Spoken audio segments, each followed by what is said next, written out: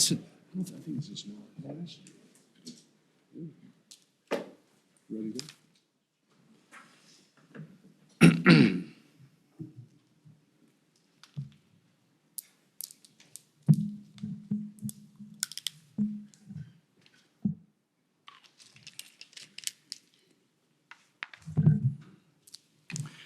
Good morning, ladies and gentlemen, and thank you for joining us. My name is Fred Ridley, and I have the honor of serving as chairman of Augusta National Golf Club in the Masters Tournament. With me today are two good friends and two of my fellow members. To my left is Craig Heatley, who you all know well, who chairs our media committee. To my right is Jim Heiler, who serves as chairman of the competition committees. On our behalf, and on behalf of our entire membership, we want to welcome you, as well as our loyal patrons and golf fans watching around the world, to the 83rd Masters Tournament. Like everyone who loves this great game, we are excited to see what may unfold this week as golf's best players assemble for our annual springtime tradition. At the same time, I want to acknowledge that two of our friends are sadly missing. Last May, we lost our 1957 Masters champion, Doug Ford. Doug loved the Masters, and he came back to Augusta each year as a proud champion. Last evening was the annual gathering of Masters champions and old friends. That occasion is not quite the same when someone is missing, and that indeed was the case last night. All who were lucky to call Doug a friend agree. His legacy will always be honored here at Augusta National. More recently, we were saddened by the passing of the great Dan Jenkins. We were fortunate Dan made the Masters his destination, his priority for the past 68 years. During that time, he blessed us with his masterful prose and his quick wit, which flowed from the printed page into countless conversations and friendships he made here at Augusta National. So this week, we celebrate Dan Jenkins and all he meant to the Masters Tournament for so many years. Covering the Masters was only part of the reason Dan loved Augusta. More importantly was the bond he shared with all of you, his closest friends, with whom he would reunite every April without interruption, without fail. Dan will be remembered for the words he wrote, the stories he told, and the people whose lives he touched. 85 years ago, the Augusta National Invitation Tournament was held as a gathering of friends, conceived by our co-founders Clifford Roberts and Bobby Jones. From that beginning, the Masters quickly became a competition that defined greatness in this sport. And come Sunday, just as it has been since 1934, someone's life will be forever changed. For this latest edition, we welcome a field of 87 players from 22 different countries, 6 of whom are amateurs, and 17 first-time invitees. They will encounter a golf course that has been magnificently prepared, although Mother Nature has provided a few challenges during our preparations this year. The first came earlier in the season during our overseed period when we saw 4 times the amount of normal rainfall. To say that growing conditions were a challenge would definitely be an understatement. And given the recent rainfall, the course will not play as firm and as fast as we would like it. Nevertheless, thanks to the excellent work of our golf course and nursery teams, we're ready to provide a proper test for the best players in the world. As has been reported, last summer, the 5th tee was moved back and shifted away from the 4th green. In doing so, the fairway landing area was regraded and the bunkers were repositioned. While this hole now measures 40 yards longer, We believe this change maintains the original design philosophy of Bobby Jones and Alistair McKenzie. It not only continues our commitment to keep the course in step with the changing state of the game, but we believe it will have a positive impact on pace of play. As part of this renovation, we took the opportunity to rebuild and slightly enlarge the fifth green. In doing so, we were able to make adjustments to the back left portion of the putting green in order to support new hole locations. But an exciting byproduct of this construction is the improvements to our patron experience. For the first time, we will route patrons down the right side of the fourth hole, as well as behind the green, providing an attractive vantage point for this challenging par 3.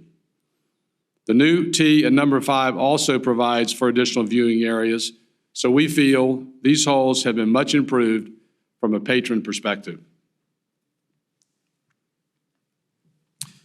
It should come as no surprise to any of you that we continue to study other enhancements to the golf course. That includes much talked about changes, potential changes to the 13th hole. Admittedly, that hole does not play as it was intended to play by Jones and McKenzie. The momentous decision that I've spoken about and that Bobby Jones often spoke about of going for the green in 2 is to a large extent no longer relevant. Although we now have options to increase the length of this hole, we intend to wait to see how distance may be addressed by the governing bodies before we take any action. In doing so, we fully recognize that the issue of distance presents difficult questions with no easy answers. But please know this, the USGA and the R&A do have the best interests of the game at heart. They recognize the importance of their future actions. You can be assured that we will continue to advocate for industry-wide collaboration and support of the governing bodies as they resolve this very important topic. As we state every year, we're bound to a tradition of constant improvement. We maintain Mr. Roberts' philosophy that nothing stands still. We have committed always to move forward, and we always will strive to do it in a manner that serves the competitors in the Masters, our patrons, consumers of our content, and the game of golf as a whole. With the much appreciated support of the City of Augusta and the State of Georgia, this summer we will begin a multi-year development of a portion of our project north of Washington Road. Site work already is underway, and in a matter of weeks, we will commence construction of a tunnel connecting an area near Gate 1 to new development on the north side of the road. This project is the first of its kind in the state of Georgia. Thanks to modern engineering, we will be able to excavate under Washington Road without any impact to the flow of traffic above. The result of this project will be a pathway that will lead us into a future as we expand various tournament services, including initially a state-of-the-art television and digital compound. This project will become our global broadcast village. Future as we expand various tournament services, including initially a state-of-the-art television and digital compound. This project will become our global broadcast village. It will greatly improve the environment and services for those who, along with you, help tell the story of the Masters. And through our ability to adapt and expand this facility, it will serve us well as we deliver quality content to our fans, anywhere, anytime. In that vein, this week, we're very excited to unveil a new feature on all Masters digital platforms. For the first time ever in golf, we will capture virtually every shot of every player during every competitive round. This extensive library of content will be available on our website and apps through the leaderboard and track features. Within minutes of every shot, This added content will now allow our fans online to follow their favorite players from their drive off the first tee to their final putt on the 18th green. I would also like to highlight the continuing work being done by the Masters Tournament to contribute to the development of the game. Since we saw you last, we celebrated 10 years of the Asia Pacific Amateur Championship and 5 years of the Latin America Amateur Championship. Last Sunday, we held the 6th Drive, Chip, and Putt National Finals. We believe all 3 of these collaborative efforts are achieving their stated goal: to inspire a new generation of golfers who will make this sport their passion for a lifetime. As you know, just this past week, our latest Grow the Game effort, the inaugural Augusta National Women's Amateur, brought 72 of the world's top women amateur golfers together here in Augusta. Thanks to our valuable partners and with the enthusiastic support of our membership and our exceptional staff, we believe we have created a platform that not only will increase interest in this important segment of our sport, but in a larger sense, will shine a bright light on the amazing accomplishments of women everywhere. I want to congratulate Jennifer Kupcho on her well-earned victory and thank all of the competitors for their participation. I also invite each and every person who loves this sport to introduce women of all ages to the game: a relative, a friend, a colleague at work. Let's share the values of this game and the opportunities golf presents. Our hope and our ambition is very simple: to make a difference. And we believe the Augusta National Women's Amateur is a good start. Before I close, I would like to acknowledge one of your own among us this morning, Mr. Jerry Tardy. Jerry is a longtime editor-in-chief of Golf Digest, and his 40 years of covering the Masters will be recognized tonight when he receives the Masters Major Achievement Award. Jerry, we offer our sincere congratulations, and we thank you for the way you have covered the Masters for the last 4 decades. Thank you very much.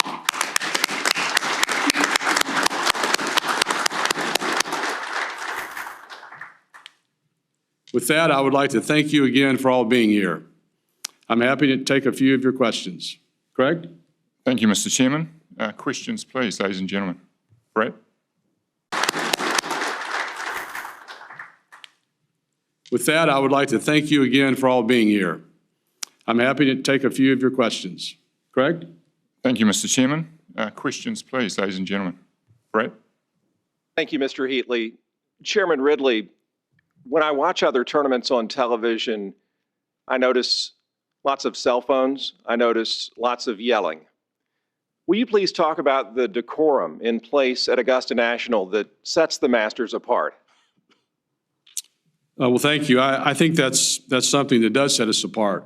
I think our patrons appreciate our cell phone policy. I know that we have now become an outlier, if not the only outlier in golf, as far as allowing cell phones. But I think it's part of the ambiance of the Masters. And, I read Rory's interview yesterday, Rory McIlroy, when he made some very insightful comments about that. And he said that it was really nice, to be out there on the golf course and not seeing, everyone looking down at their hand with their cell phone. So I don't believe that's a policy that anyone should expect is going to change in the near future, if ever. I can't speak for future chairman, but speaking for myself, I think we've got that right. What about the loud yelling you hear other places? It doesn't happen here. We encourage our patrons to exhibit proper decorum. It's right on the pairing sheet. There's a great quote from Bobby Jones about that and the importance of good behavior and how distressing it is for someone to applaud a bad shot, which you do hear from time to time at other places. But there's something about Augusta National when someone walks through the gates, they know that it's a place of respect, of beauty, and honoring the traditions and values of the game. So is something I don't think, and I certainly hope, never changes. Thank you. John? Mr. Chairman, with regards to the 13th hole, the easy answer has seemed to always be move the tee back. Couple of questions. Have there been any discussions about possibly just moving the tee to the left, opening up that right side of the fairway and making that second shot a little longer? And how hesitant are you about making changes to Amen Corner? Well, I think to answer your first question about moving the tee to the left, I mean, we've looked at a number of options, not only for that hole, but for a lot of holes, and we'll continue to do that. I mean, my personal feeling, which I stated, is there's been a comprehensive undertaking by the USGA and the R&A, not only with respect to rules changes, but with respect to distance. There's been a 2-year study that has recently concluded, and I think everyone involved now is sort of going through the process of thinking about, what are the options. And as I stated, while there's no hesitation on my part or historically on the part of Augusta National to make changes that are necessary, I mean, that's been observed through the years. Amen Corner is a sacred place in the world of golf, and I am hesitant to move too quickly in that regard. And so my preference, as I stated, would be to see what happens, what the governing bodies decide is best for the game, and then we will take appropriate action in response to that. Gary? Mr. Chairman, you're 20 years into the second cut. I want to know what you think the overarching effect that's had on tournament play.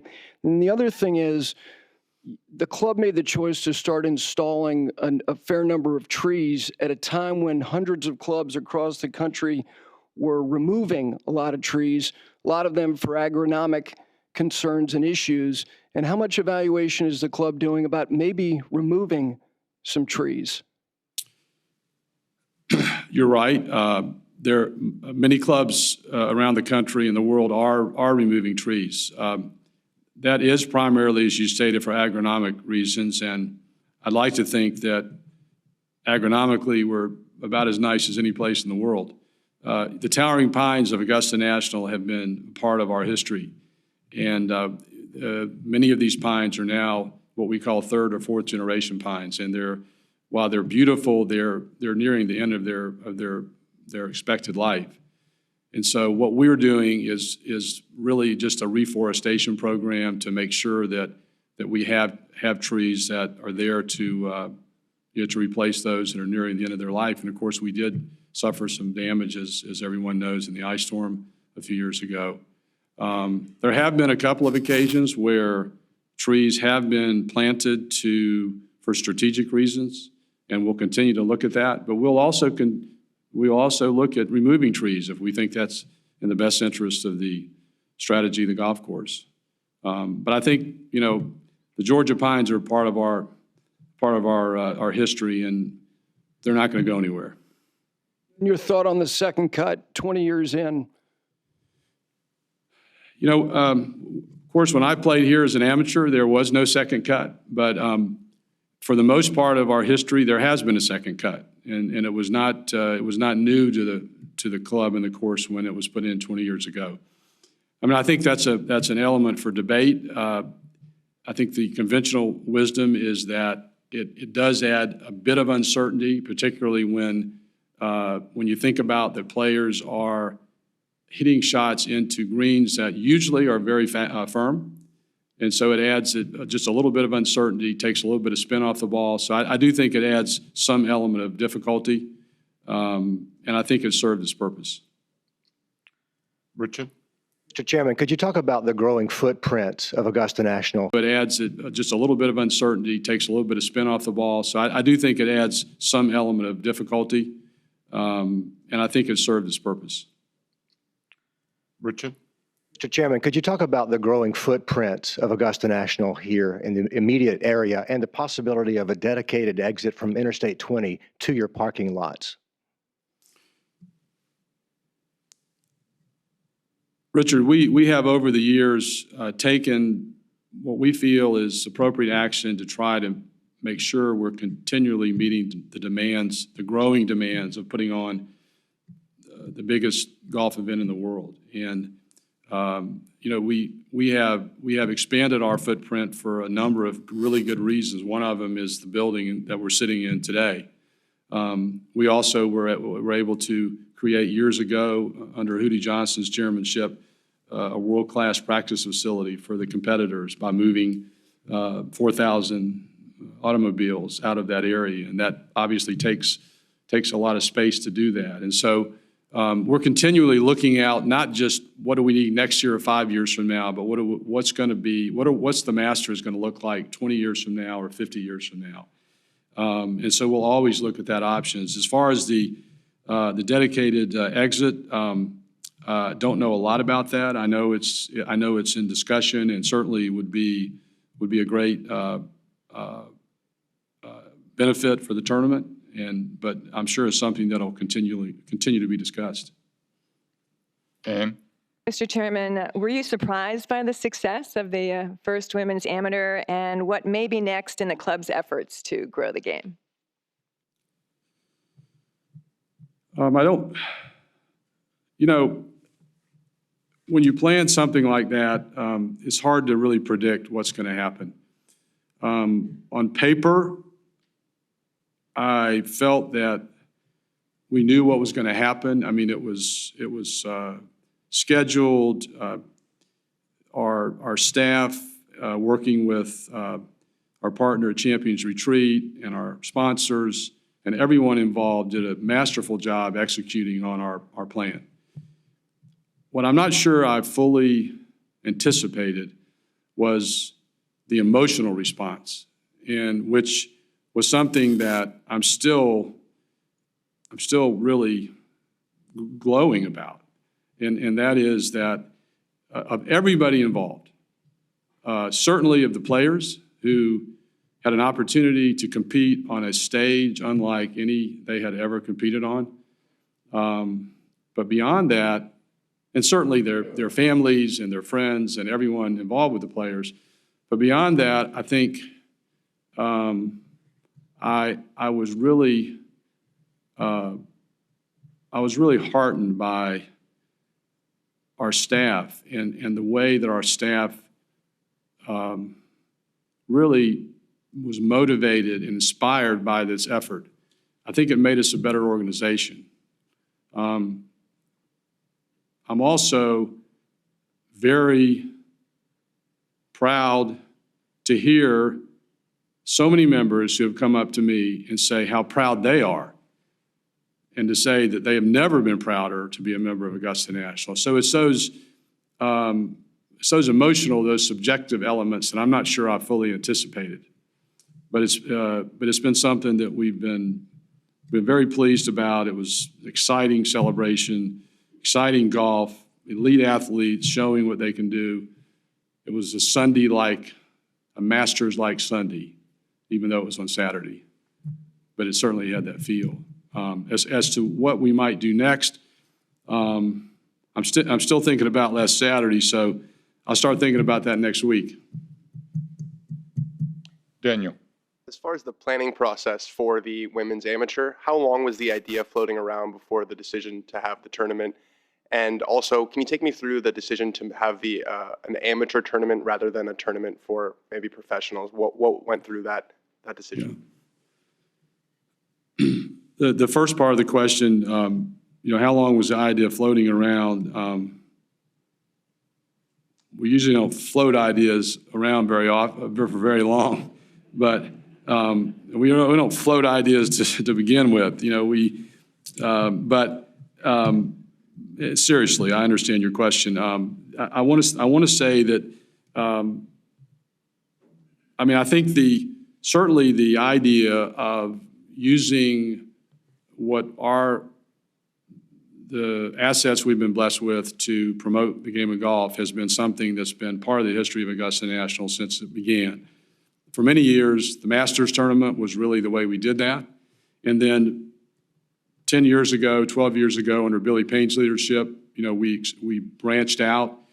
We transformed the par 3 contest into something that became a family day, a fun family day that was televised for the first time a dozen years ago. We extended that with our international tournaments, trying to create young heroes that could go back to their home countries and be role models. Then the drive, chip, and putt, and so really what we were doing was an extension of that. And the first week that I arrived here as chairman in October of 2017, I raised the issue with Will Jones, our executive chairman. I told him I thought that it was time we did something for women's golf. And I thought if we really meant what we said, that we should do it here at Augusta National. And I also said that I think we should announce it at the Masters tournament, which we did last year. I can't remember the second part of your question. About the decision to have an amateur event rather than maybe an event for Right. professionals. Well, I think part of that kind of goes back to history, and that is that Augusta National was co-founded by the greatest amateur of all time. To date, all of our Grow the Game initiatives have been focused on amateur golf and amateur golfers. In this particular case, we elected to conduct a women's amateur tournament for that same reason, but we really wanted this to continue in a Grow the Game sort of mode. But having said that, I do think that what has happened is going to translate and be a real benefit for professional golf and for the LPGA. The LPGA is clearly the strongest women's sports organization in the world. They now have a group of women, 2 in particular, who were spotlighted for 3 hours on Saturday, who will be joining the LPGA Tour after the collegiate season. They both qualified. Jennifer and Maria Fassia both qualified for the LPGA Tour. They're going to come out with a lot of fanfare and a lot of attention. They were in New York on Monday, as most of you know, on the Today Show, and Jimmy Fallon. I heard reports that they were walking the streets of New York and people recognized them and walked up to them. So I have to think that that's going to be good for women's golf in general. And I think that they're going to be well received by the LPGA and are going to get off to a great start in their careers there. David? Mr. Chairman, has there been any effort to... That's going to be good for women's golf in general. And I think that they're going to be well received by the LPGA and are going to get off to a great start in their careers there. David? Mr. Chairman, has there been any effort to get badges for spectators off the secondary market or maybe limit that? As you know, our credentials are very reasonably priced. Secondary markets are an issue in every sporting event, and we're no exception. There's sort of an element that comes with that it just doesn't seem very healthy. And so when we're aware of it, when we know about it, we take action. There's certain laws regarding scalping that have to be, in Georgia, that have to be adhered to. It's not something we really like, but to some extent it's inevitable in sports. But we do try to be vigilant in enforcing our ticket policy. Are you worried that a bigger chunk of the tickets are not being, or of the badges are not being used in the correct manner, that it's kind of getting worse instead of better maybe? I think any comment I might make would be anecdotal. We certainly don't have any evidence of that. The Masters ticket is a very, very valuable, commodity in sports. And, we know there's going to be a lot of that. But we'd like to think that most of our patrons respect our ticket policy, but we know that some don't. Christine? Thank you, Craig. Fred, I think this might be a master's record of positive conversation about women in the game of golf, and that's wonderful. And as you said, Saturday was terrific, and your call to introduce women to the game is certainly notable. But as you know, for decades, there was a stop sign, basically, a symbolic stop sign that was put out by restrictive clubs saying women were not members, didn't necessarily send a positive message to women and girls to play the game. So I'm wondering, in hindsight, was it a mistake to be so restrictive for so long? Well, Christine, I think that everyone, no matter what the issue is, we can always look back and say we could do better, no question. But what my focus is on the future, where we are now, where we want to go. And I don't think it's particularly, well, it is instructive. It's always instructive to look at the past. We learn from the past. But I think what's most productive is to look at where we are today, realize that throughout the history of this club, we have promoted the game, and we've now identified a really important segment, the fastest growing segment of the game, that we can help make a difference. We can't do it all by ourselves, but we can help make a difference. So I'm just so excited about what happened last week, and we're so enthusiastic about the potential for this event and for what we can do working with others to promote women's golf, that I'm not focused too much on the past right now. I'm really looking ahead. I don't know if you had an opportunity, you probably did, to see some of the promotional ads from our sponsors. I mean, I have to tell you, they were terrific. And they went well beyond golf. They used golf as a theme and as a medium, but they really showed what women are doing in the world right now. And I'm proud of that. Thank you.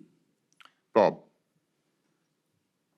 Fred, the flag stick issue, it became more of a talking point in the pro game maybe than was expected when the new rule came aboard.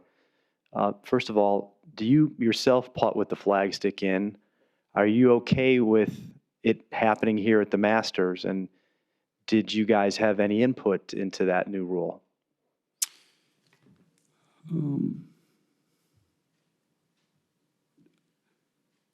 Yeah, I do. I'm not sure what I do makes a lot of difference, but I do putt with it in every once in a while, and I think I'm seeing more and more people do that, and including on the tour.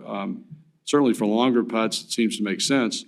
I mean, I think if you go back in time, there was a day when the flag stick was left in. I mean, there was a day when you move your opponent's ball in the putting green. They played stymied. So there's been a lot of changes through the years. So, I mean, personally, I don't have a problem with the rule, but I know one of the motivations was to improve pace of play. And hopefully it's doing that. As far as whether we would have any consideration of not following that rule, no, there would not have been any consideration. I mean, we are aligned, with the governing bodies on following the rules, and we certainly are free to have input, and our comments would have been respected. But I can't say that we really had any influence on what the governing bodies did. I mean, we partner with them in a lot of things, but we believe that they are best suited to promulgate and implement the rules of golf. Tim. Chairman Ridley, there's been some back channel talk among players and caddies about a possible new pin placement back right at 18. What could you tell us about that? I couldn't quite understand. Sorry, Tim, could you say that again, please? Sure. There's been some back channel talk by players and caddies about a new pin placement back right at 18. What could you tell us about that? Okay, thanks, Tim. The 18th green was a green we rebuilt this summer, and we captured or recaptured some areas on the back part of the green that had been lost to encroachment, which is really a natural process in all golf greens over time. So there is a larger area both on the back left and the back right, and the back right I think is going to give us an opportunity for a really good hole location. There's plenty of room back there, but it kind of looks like it's almost tucked, almost in the bunker when you're on the in the fairway. So, I mean, the thinking there really was just really to try to reestablish what was there before, that we had lost over the years. And I think I've heard some good comments. I was at the Champions Dinner last night, and everybody seemed to think it was a good change. David? This is in regard to what Bob also said. And I think I've heard some good comments. I was at the Champions Dinner last night, and everybody seemed to think it was a good change. David? This is in regard to what Bob also said. So we're 3 months into a lot of new rule changes, and there's been a transitional period. Do you feel like players have settled down, they understand the rules, are they comfortable with it, and do you anticipate any problems this week? The rules process was I think a collaborative one. I mean, there was lots of opportunity from all stakeholders for input. It was a fairly lengthy process, but it also was, I believe, the first major rules sort of overhaul, if you will, in about 30 plus years. So with that type of backdrop, I think it's natural that there's going to be some adjustment period to it.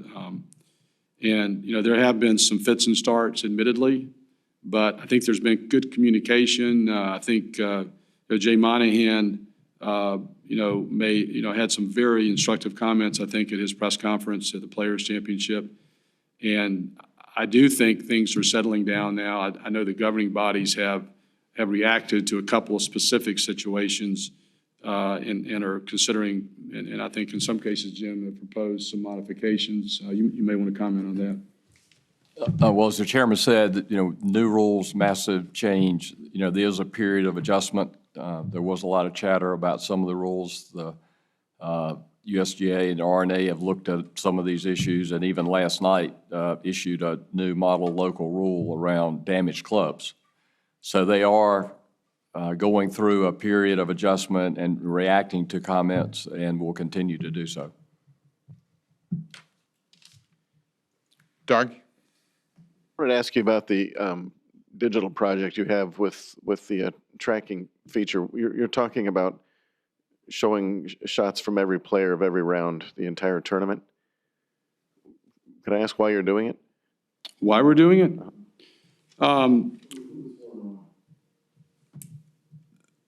The reason we're doing it is because we've always subscribed to the notion that we want to provide content to our fans in the way they want to receive it. And the world is migrating more and more towards digital technology. It was something that we thought and that we were hearing that our fans wanted. And with a lot of great work of our digital technology committee and our staff, we were able to develop this. It's been 2 or 3 years in developing. We had it in a beta test mode previously, but now feel like that we can actually execute on this. So we just thought it was something that people wanted, and was supplemented our other forms of providing coverage to the tournament. Yeah, so made me think of it. If you look at for years, your broadcast schedule has always been the smallest window of all the majors. There's always been a feel of just giving them enough to keep them coming back. Was there any discussion about giving fans too much? I think there's always that discussion, and I think it's a balance of. I mean, what really drives us is quality, and we could have come out with this a year or so ago, but we weren't ready, and so I think quantity is important, but that's not what is going to drive our decisions. We're not going to sacrifice quality, but we thought this was a great supplement to our traditional means of providing coverage. 2 more questions. Alex? Thank you, Mr. Chairman. Since design and integrity of this golf course is so important to you, And you mentioned earlier about waiting for the USGA and the RNA and the reporting in regards to distance. Could you foresee a situation where you might do something other than lengthening the golf course to be able to rein in distance on this course? Something other than lengthening it? Yes, like something like a Yeah. ball of some type? Yeah, well, I think just, let me answer that question in a couple of ways. One is, I'll just address the ball issue. That's been a topic for a long time. I think it's very unlikely that we would ever produce a Masters ball. There are a whole lot of reasons for that, but I think you can be pretty assured that that's the case. As it relates to other things we might do, there are numerous architectural